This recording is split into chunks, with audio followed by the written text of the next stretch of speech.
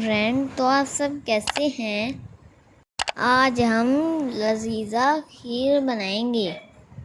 चलो फिर देखते हैं ये मेरी मम्मा कैसे बनाती है। फ्रेंड्स, हमने 10 किलो दूध लिया है। ये तकरीबन उबल गया है। फ्रेंड्स, हमने एक पाव चावल लिए हैं। हमने इन्हें आधा घंटा भिगो के रखा था। तो हम इन्हें मसल के बारीक कर देंगे। हमने इसे अच्छे से करना है ताकि चावल छोटा छोटा आ जाए।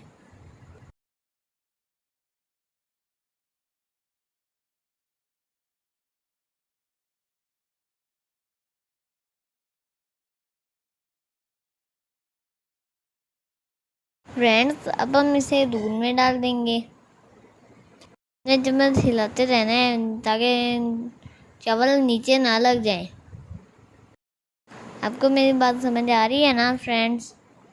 हमारा चैनल सब्सक्राइब नहीं किया तो जल्दी से सब्सक्राइब कर दो। फ्रेंड्स, हमारी वीडियो को लाइक भी कर देना। हम इसके अलावा पिस्ता लेंगे। हमने बारीक बारीक बादाम पीस लिए हैं। थोड़ी सी इलायची भी लेंगे। तो फ्रेंड्स, अब हम इसके अंदर इलायची डालेंगे। इसके अंदर बादाम और पिस्ता भी डाल देंगे। हमने इसे तब तक पकाना है जब तक ये गाढ़ी नहीं हो जाती। फ्रेंड्स, ये 2 घंटे में पकेगी। फ्रेंड्स, हमने इसको हल्की आंच पे पकाना है।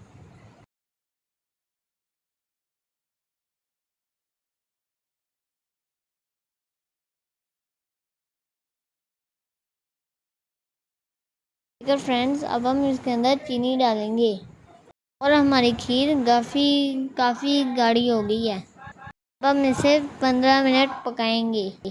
फिर हमारी खीर बिल्कुल तैयार हो जाएगी। फ्रेंड्स, हमने इसके अंदर एक और चीज़ डालनी है। अब हम इसके अंदर रूप केवड़ा एसेंस डालेंगे। ये हमने 10 से 15 ड्रॉप्स डालने हैं।